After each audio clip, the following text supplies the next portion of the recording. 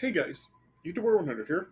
Alright, now here I am with my next review of a live action movie based on a cartoon. And now for my next review, this is going to be a review for The Adventures of Rocky and Bullwinkle. So this is a movie that I think, like, this one, like, really seems to really get, it seems to really be, forgotten among, like, these movies because, yeah, I've, like, seen, like, videos of, people, sort of, like, talking about, like, a review, like, the live action movies based on cartoons, whether it's like countdowns or whatever it may be. Yeah, like people just like going over or these types of movies. Yeah, and this movie really doesn't get mentioned in those videos. So yeah, so this movie seems to be the one that just like people like tend to really like forget about, and they really just don't talk about it when they do like a mention live action movies based on cartoons. So yeah, so this is really just seems to be like the really the obscure one of all these movies. Yeah, yeah. So and so this movie came out in 2000, and yeah, when it came out, like just people really did hate it. Like, yeah, I mean, in like people just really were like very hard on this movie. Like they were just like really bashing it. Like on Rotten Tomatoes, this movie only has a 20% audience score. Yeah, so yeah, so people really were not like very big on this movie. And yeah, even still to this day, like this movie still really just really gets like bashed, and just people are just saying that it's horrible and it's just like just an awful movie and it sucks and it just really like shouldn't have been made. And yeah, just all this other stuff really just like with people just speaking out against this movie. Yeah so this really does tend to be like a renownedly hated movie amongst people. Yeah. So, and how do I personally feel about the movie? Well, to be quite honest, I actually think that this movie's fine. I mean, yeah, I mean, I really didn't really see like this movie really being that bad, to be honest. Now, so Rocky and Bullwinkle, like the original Rocky and Bullwinkle cartoon, like it first, it was originally released back in 1959, and the cartoon only ran for about 5 years. Yeah, yeah, and even but yeah, after the cartoon was canceled, like they like continued on with like these stories like in the comic books. Like after the show was canceled, like Rocky and Bullwinkle did become a comic book series. Yeah, so so it did like live on for like quite a while even after the show was canceled. Yeah, yeah, and I remember like as a kid, I did actually watch some of Rocky and Bullwinkle. Like, yeah, I mean, I remember like I would watch it like on syndication. I think like it would like air on like it aired on Cartoon Network for a time, and I did like watch it like on syndication when I was young. Yeah, and I actually I like the cartoon just fine. I mean, yeah, I mean, I'm sure like pretty much like all of you really do know like what Rocky and Bullwinkle is about. Like it's about like a flying intelligent squirrel named Rocket J Squirrel, nicknamed Rocky, along with his companion Moose Bullwinkle, who's like just really dim-witted and not all that bright. Yeah, yeah, and yeah, the cartoon really is just like the two of them, just like just always like out on adventures, and they're like main villains of the show are like Boris, Natasha, and Fearless Leader. And yeah, in the cartoon, basically yeah, Boris and Natasha are really like planning schemes to try to destroy Rocky and Bullwinkle. But yeah, each plan ends up going wrong because yeah, Rocky and Bullwinkle end up just finding a way to avoid like their traps, and it ends up just firing back at Boris and Natasha, and they're just always like failing at their attempts to destroy Rocky and Bullwinkle. Yeah, yeah. So yeah, so the cartoon overall, like it wasn't really like for everybody. It was really like a cartoon really like geared towards like younger kids. Yeah, so it's kind of like it was kind of similar to Inspector Gadget. Yeah, but yeah, I really did think it served its job just fine. Yeah, Yeah. And as this film goes, like I said, I honestly don't really think it is all that bad. Like, I watched Nostalgia Critic's review for this movie, and he was talking about like how like while this film really was hated by a lot of people, when he saw it, he did actually kind of like it because yeah, he talked about like how this film really did really seem to have just like pretty much like all the elements and characteristics from the original cartoon, and yeah, and this it was actually like a was a good adaptation of the cartoon. Yeah, and that's really like what I saw with this film too. Like I really did see just like all the elements and characteristics of the original cartoon. Like Rocky was still Rocky, Bullwinkle was still Bullwinkle. Even the villains still had like their same personalities. So yeah, so I mean, even like with like the elements of like the humor and stuff, like Nostalgia Critic talked about like how like Rocky and Bullwinkle's humor was really like very hit and miss. Like some of it worked and some of it didn't, and that's really like what this movie really does too. Like some of the jokes work and some of them don't. So yeah, so this film really just it does really have like a lot of the well, pretty much like all the elements and characteristics of the cartoon. So yeah, so I'm really like so as far as an adaptation goes, this is actually like a good adaptation of the cartoon. Now, does that actually make this a good movie? Well, yeah, I'm not really sure if I would really go that far because, yeah, I mean, this film kind of like just when it comes out to it, this film really just does have like the same issues that a lot of these other films I do have. Like, is there really enough to really from Rocky Moonfall to really make like a full length movie out of?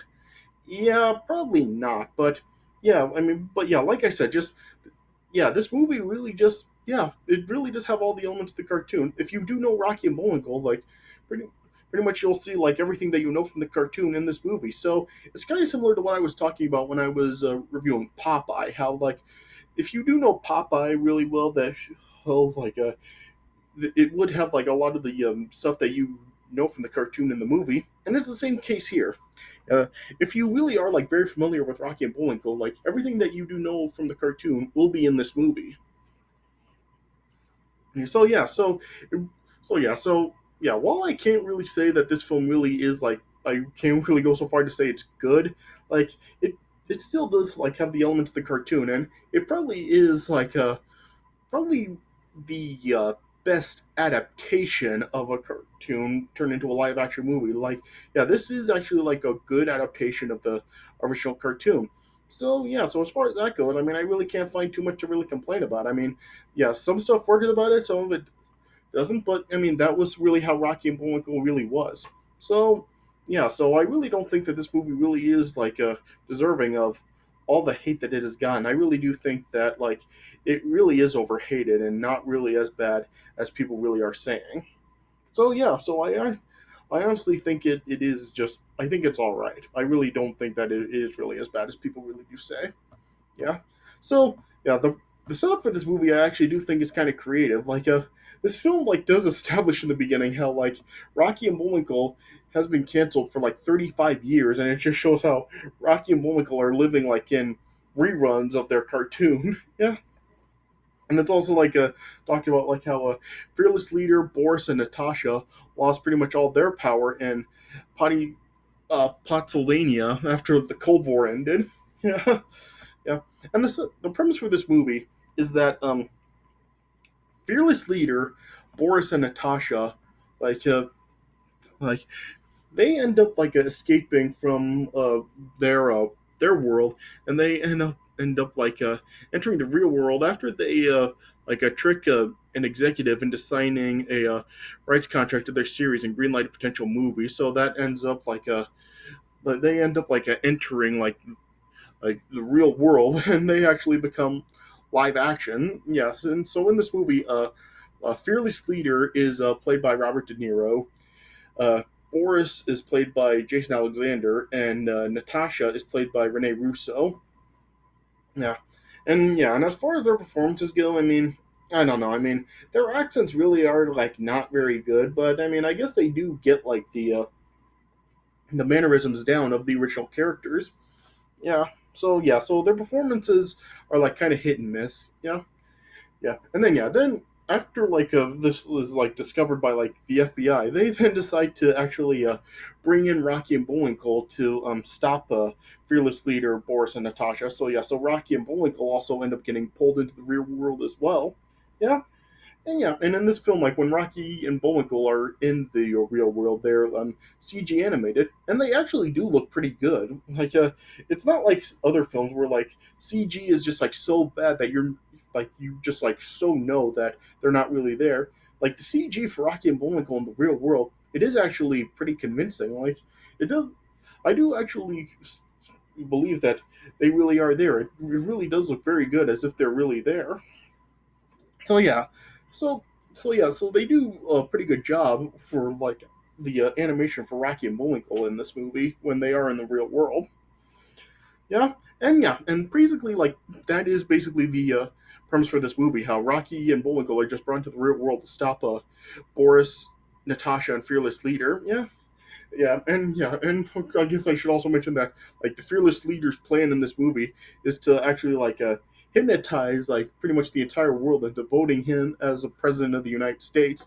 So and so then that's what really like what Rocky and Bullwinkle are like trying to stop in this movie, and that is basically like all this film really is about. Like, really just shows them like a traveling to New York along with like an FBI agent Karen who is like put in charge of this stuff, and then so really like throughout this film, like Rocky and Bullwinkle are traveling with her to try to get to New York to stop the fearless leader, and that's basically like all their that's basically like what this film story is. Like just on the way, like we get like these jokes, like these all these bits for Rocky and Bullwinkle, like with the hit and miss jokes, and like at one point they get separated, and then Rocky and Bullwinkle are just like traveling on their own for a time, and then then they eventually meet back up, and then they just continue on with their quest to get to New York, and then they have some more stuff going on. Like they like end up getting having situations going on throughout. So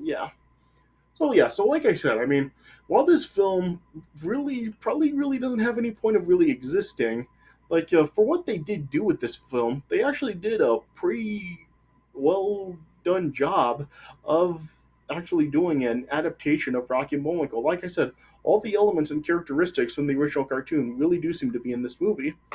So honestly, I really can't find all that much to really complain about this film, other than that like it probably really was pointless, and there really isn't like a whole lot of really wasn't all, enough material of Rocky and Bullwinkle to really make a movie on. So I get so I do like get like why people wouldn't like this movie.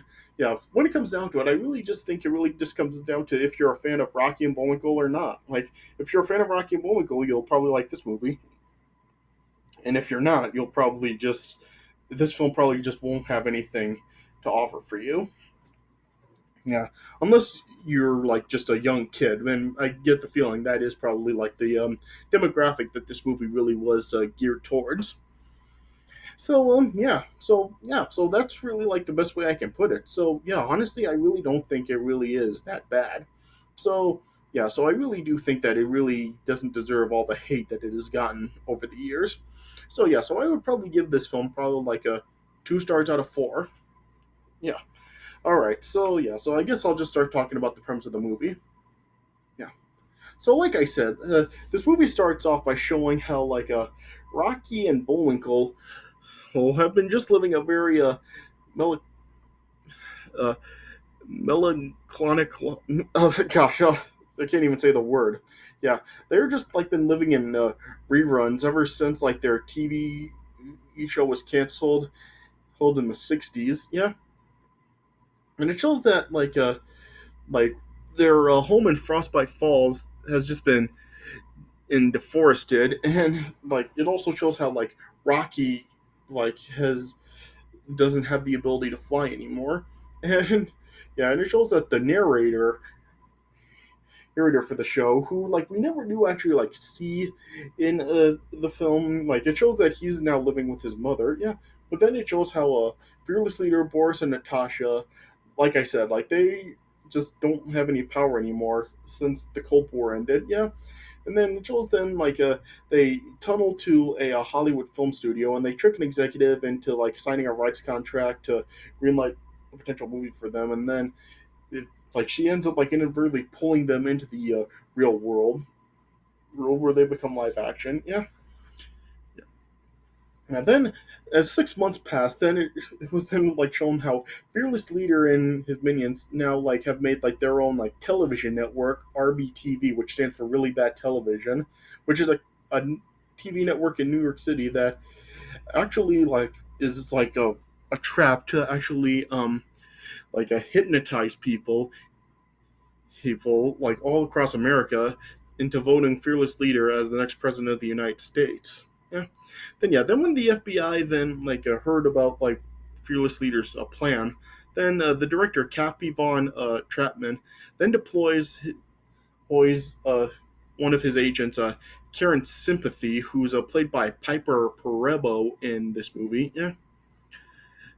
Yeah, he deploys her to recruit Rocky and Bullwinkle to stop but Fearless Leader's plan. So then Karen then ended up summoning Rocky and Bullwinkle as well as the narrator in into the real world. Well, yeah, then yeah, then yeah, yeah, and then Karen then was just explaining to Rocky and Bullwinkle what was going on and how they have to stop Fearless Leader. Yeah, and I should also mention that like for this film they actually did get Rocky's original voice actress to reprise her role to voice Rocky in this movie, so that was pretty cool. I mean, yeah, they got what's her name? June Foray, is that how it said? Foray back to voice Rocky. So yeah, so it was pretty cool that they actually were able to bring back Rocky's original voice actress just to voice him in this movie. Yeah, yeah, and then it was yeah. Then after uh Boris and Natasha and Fearless Leader learned about Rocky and Bullwinkle entering the world, Fearless Leader then just sent Boris and Natasha out to destroy them, and they were given like a computer degenerating imagery or CDI. Hi, which was like a laptop that was actually able to chop cartoon characters within the internet, and it showed how they just brought out like a random cartoon weasel to demonstrate how it worked. Yeah, yeah, and Fearless Leader wanted Boris and Natasha to use that on Rocky and Bullwinkle. Yeah, then like I said, just throughout this film, like it just showed like how Rocky, Bullwinkle, and Karen were just trying to travel to New York to stop Fearless Leader, and then they just got into like a whole bunch of shenanigans. How they came across a Boris and Natasha at one point, like attempting to fire a cannon at them. And yeah, but then Karen ended up like stealing their truck. Like yeah, but then uh, Boris and Natasha then like eventually ended up stealing a helicopter to continue to pursue Rocky and Bullwinkle, and then they ended up like calling the police to have to say report Grand Theft Auto, and that Natasha was posing as Karen, saying that the real Karen was an imposter. So then some police troopers came and arrested Karen.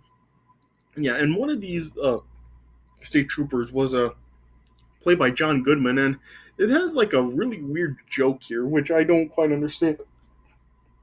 Like when Rocky was like trying to tell like the trooper that she is the real Karen, yeah, John Goodman's trooper just said, "Yeah, and I'm the real John Goodman." So yeah, so kind of like a weird joke right there, and doesn't really make a lot of sense. But yes, like I said, that was really like the formula of the Rocky and Bullwinkle humor. Some of it worked and some of it didn't. Yeah. So then after that, then Rocky and Bullwinkle then were just continuing on foot for a while, but eventually then Rocky and Bullwinkle then got picked up by two college students named Martin and Lewis, and they were played by Keenan and Kel. Yes, I'm serious. Keenan and Kel actually had cameos in this movie where they once again were a duo together. Yeah, and Keenan in this movie still had like his same hairstyle that he did in Keen and Kel. Yeah, yeah, and it showed how they were students at Wasamadayu, which was the same alma mater that Bullwinkle attended in the cartoon. Yeah, yeah. So then, as a Bullwinkle like went back to the school to kind of like just give like a speech to the current students there. Then Boris and Natasha then were like had a plan to assassinate Bullwinkle. Well, yeah, but then yeah, then as a Bullwinkle was addressing the students, as Rocky then like discovered Boris, then yeah, then Rocky then like knew that he had to stop Boris from shooting at Bullwinkle. Then Rocky then like really was like trying to fly again, and then he eventually did, but he was just like had no control over his flight. Like he was just like flying all over the place, but he was able to stop Boris from killing Bullwinkle with the CDI. Yeah, yeah. Then it showed how like when Karen was in prison, like it showed how she like kind of like she ended up meeting like this prison guard named oh what was his name Oli. Yeah, Oli was his name. Yeah, and he was like kind of like just like not very bright as well. Like yeah, and Karen was just like really just like being like very friendly with him. Yeah, and then eventually um Oli then like was able then like just got Karen out of prison, and then as like he drove him to a movie Karen then like just told Oli that she would park the car while he went inside. But then yeah, so then Karen then just took Oli's truck and then just drove off, continuing on to New York and trying to find Rocky and Bullwinkle. Yeah, yeah.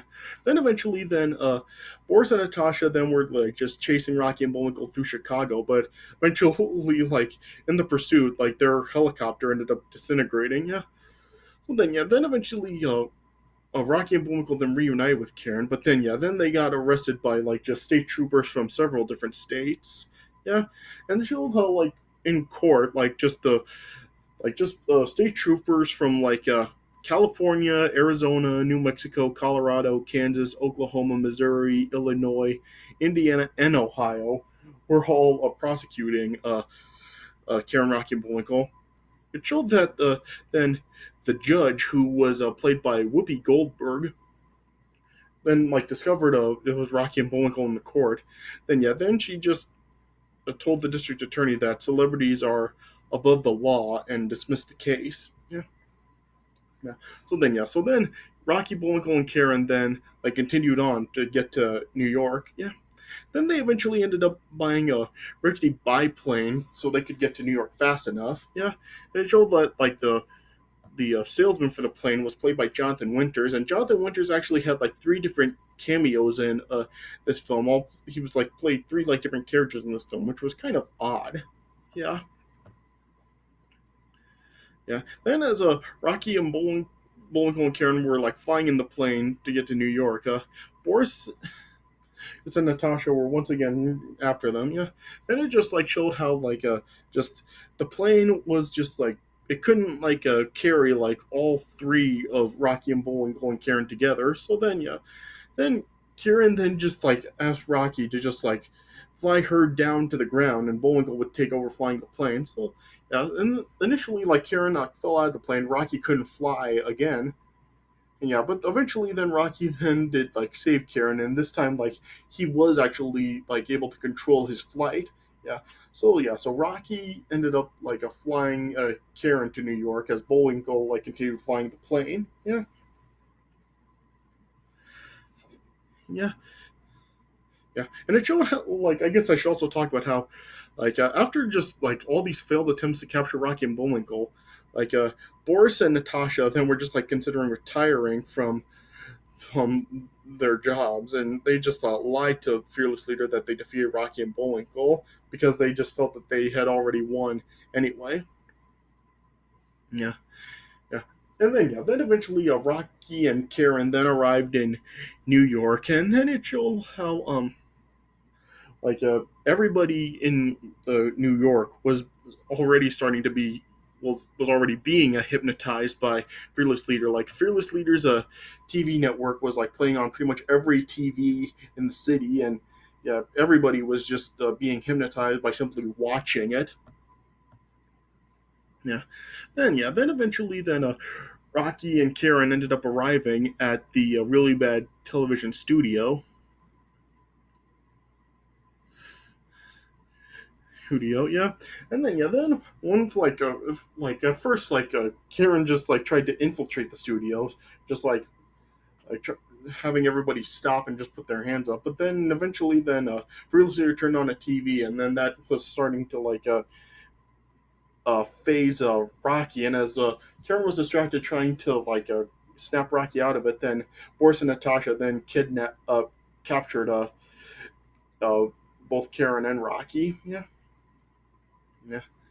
Then Fearless Leader was then just like initiate his plan and was just telling you know Karen and Rocky that like how he plans to destroy them, because he had like this invention where like he was able to transform people into vegetables through like the TV signal.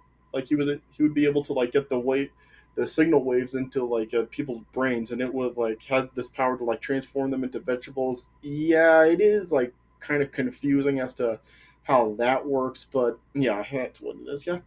Then also like Bullwinkle then eventually ended up like just crash landing the plane in Washington D.C. right outside of the White House, and then as Bullwinkle like tried to talk to the president, it showed that the president was also watching the really bad television network. Yeah, yeah, and then it showed then how um, the FBI director Cappy was there, and it showed how like Bullwinkle was watching the network as well, but it had no effect on him because Bullwinkle was just so thick-headed that he was immune to um, the the hypnotization. Yeah.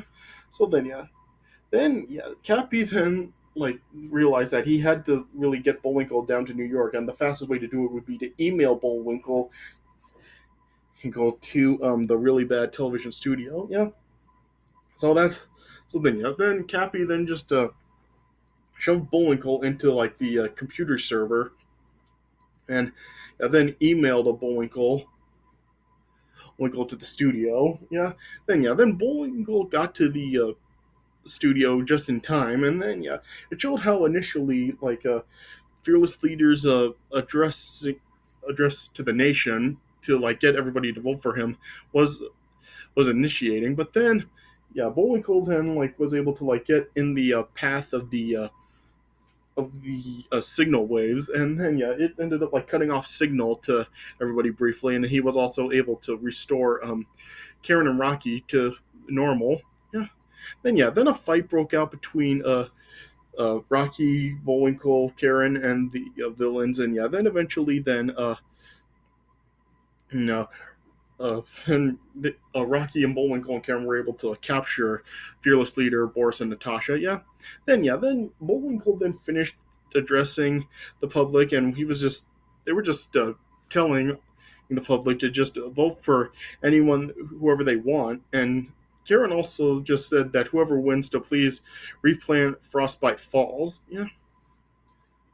So then everybody then turned off their TVs, and everyone was restored to normal, and they were no longer under Fearless Leader's control.